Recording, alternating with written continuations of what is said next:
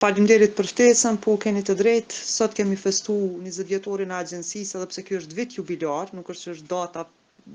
kjo e sakta, mirë po është vit jubilar, i cili shënon themelimin e këtij 20 vjetorit të këtij institucioni, për më tepër shënon edhe 30 vjetorin e platformës për veprim të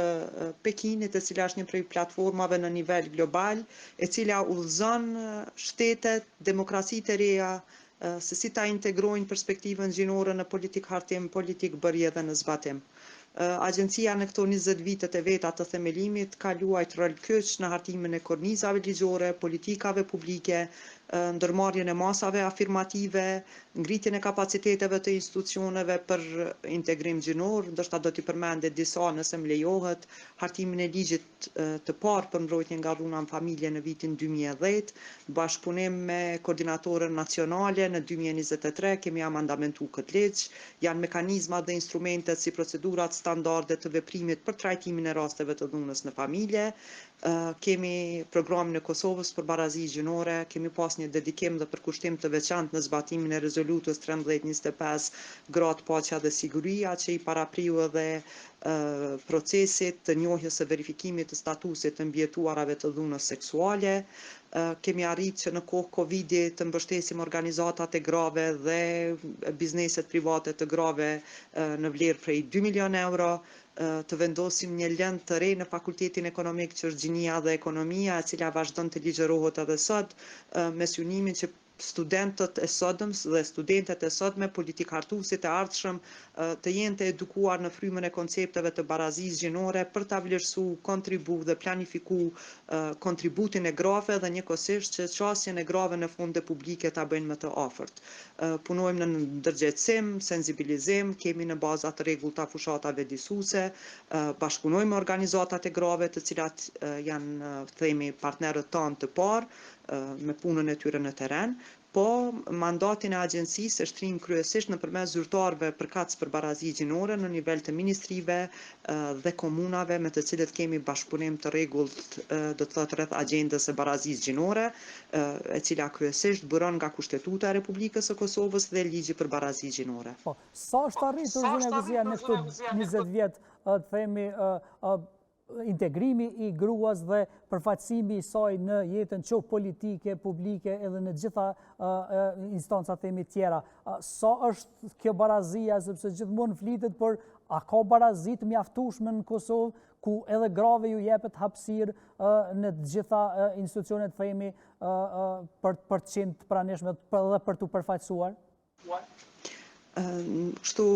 realisht grave nuk ju jepet hapësirë, gratë e kanë hapësirën, ju garantohet hapësira me kornizën ligjore. Siç thash, duke filluar prej Kushtetutës së Republikës. A respektohet është tjetër pyetje, mirë po t'ju jepet nuk duhet t'ju jepet asgjë sepse atyre ju takon. Grave kosovare, pa dallim etnie, moshe, besimi fetar, ju takon hapësira, ju takon qasja në fondet publike, ju takon qasja në trashëgimi, në të drejta pronësore, është një drejtë e garantuar me kushtetutë dhe me kornizat ligjore. Tani se si është situata aktuale, kemi përmirësime të dukshme, ka fusha në të cilat gratë kosovare kanë thyer rekorde dhe kanë thyer themi edhe mure të jashtëzakonshme penguese. Vetë fakti që kemi gruan e dytë presidente në Republikën të Kosovës, gruan e parë presidente në rajon, kemi një përfaqësim të grave në forcën e sigurisë në nivel prej 10%, një nivel të përfaqësimit të grave në parlament ku 80% e grave në zgjedhjet e fundit që kanë hyrë në parlament kanë hyrë me votat e tyre dhe jo me kvota, kemi sportiste të dalluara të cilat e kanë ngrit lart flamurin e Kosovës do të thotë në nivel olimpik me medalje të arta, kemi gra dhe vajza regjisore që kanë sjellë shumë shpërblime do të thotë në fushën e artit dhe kulturës me filmat dhe krimtarinë e tyre. Në anën tjetër kemi një gamë të tërë të grave aktiviste të cilat ishin pjesë e rezistencës paqësore në vitet e 90-ta dhe të cilat pas periudhës së shlirimit janë rreshtuar në lëvizjen feministe dhe punojnë për fuqizimin e rolit të grave. Unë e përmenda platformën e Pekinit, por mos ta harrojmë që ishin gratë aktiviste kosovare që në vitin 1995 edhe duke mos pasur do thotë shtetin ton, ato morën pjesë aktive në takimin e cili u mbajt në Pekin në udhëheqjen e zonjës Hillary Clinton, e cila mblodhi gratë aktiviste të gjithë botës. Pra Kosova ka aktivizëm, ka gra shumë të suksesshme, kemi gra ndërmarrëse të cilat udhëheqin biznese të vogla dhe të mëdha. Sot edhe në fjalimin tim i kam përmendur së paku 2 shembuj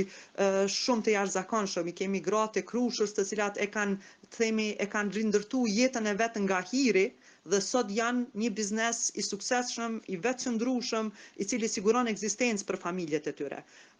Suksese ka shumë hapësirë për t'u përmirësu, jemi larg asaj që asynojmë me legjislacion dhe me politika kombëtare, mirë po është e rëndësishme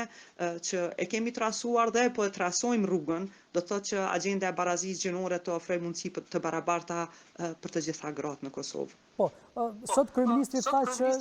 e kanë miratu si qeveri strategjinë kombëtare për mbrojtjen nga dhuna në familje dhe dhuna ndaj ngrave 2022-2026. Sa është duke respektu kjo dhe sa ka, si me thot, përmirësim në aspektin e dhunës ndaj grave. Edhe viteve të fundit, por edhe me herët duke nëse e marrin parasysh. Sipas vlerësimit të nivelit të zbatimit të aktiviteteve të kësaj strategjie, do thotë e cila strategji është vlerësuar nga Ministria e Drejtësisë, pasi që koordinatori nacional është me automatizëm ministri i Drejtësisë, në nivel të aktiviteteve të parapara në atë strategji janë realizuar 94% të aktiviteteve, do të thotë që në vitin 2025.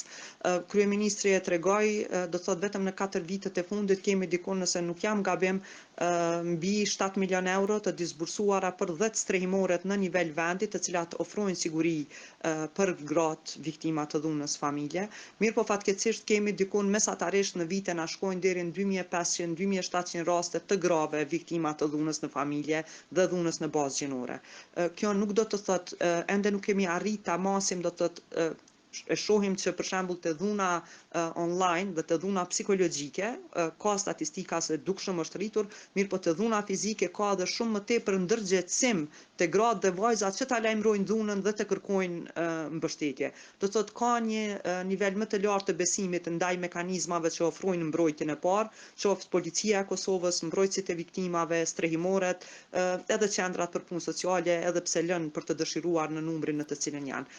Mirë po përgjegjja ndaj dhunës në familje nuk është vetëm përgjigje e ofrimit themi të ndihmës së parë dhe sigurimit të një kulmi mbi kokë, do të thotë në situatë emergjente. Sot kryeministri tregoi edhe për masa të cilat janë ndërmarrë për punësimin e grave të mbjetuara të dhunës familje, do të thotë ka një masë afirmative, në anën tjetër ka masa nga ana e qeveria e Kosovës, do të thotë për subvencionimin e pagës së grave të cilat deri dje ishin të papunësuara, do të thotë ku qeveria subvencionon pagën për një periudhë të caktuar kohore, vetëm me qëllim të fuqizimit ekonomik dhe të krijimit të një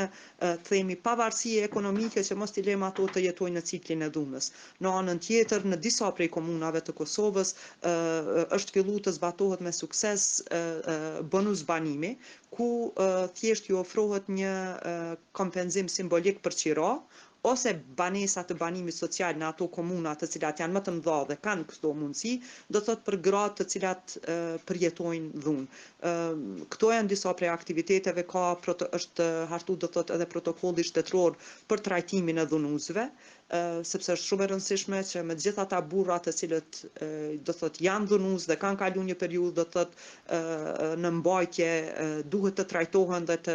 thjesht të parandalohet që të mos përsëritet cikli i dhunës. Do të thotë është shumë e rëndësishme të punohet me dhunuesit dhe për herë të parë do thotë institucionet e Kosovës janë duke punuar me një program të akredituar, i cili mbetet të vlerësohet dhe të vazhdohet më tutje. Po, një pyetje krejt fundit, zonja Gusia,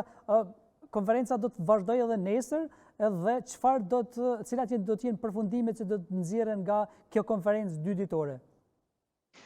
Konferenca ka të ftuar do të thotë përfaqësues të themi mekanizmave si motra nga regioni, nga Republika e Shqipërisë, Maqedonisë, Malit Zi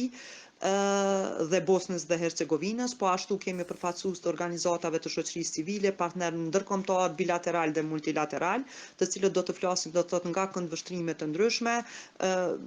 Për neve përveç se rast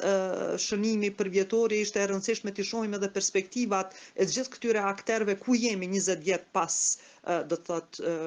punës së agjencisë, jemi në fazën e hartimit të programit të ri të Kosovës për barazi gjinore për një periudhë, për një dekadë 2025-2035 dhe besojmë që rekomandimet, sugjerimet apo edhe përvojat që mund të na i sjellin nga vendet e rajonit që ndoshta mund të jenë të suksesshme do të na shërbejnë në mirë hartim dhe mirë planifikim të dokumentit të ri strategjik. Zonja Guzia, unë të falenderoj shumë që ishe në lidhje direkte për të na dhënë gjitha dhe për të na sqaruar gjitha këto aktivitete që janë bajtur dhe në këtë ditë të shënimit të kësaj 20 vjetorit të themelimit të agjencisë. Faleminderit shumë për mundësinë që më dhat. Mediat janë një prej aleatëve më të fuqishëm të agjendës së barazisë gjinore, nëse janë të dedikuara dhe të përkushtuara të ofrojnë hapësirë të mjaftueshme për gratë dhe vajzat në Kosovë. Faleminderit shumë.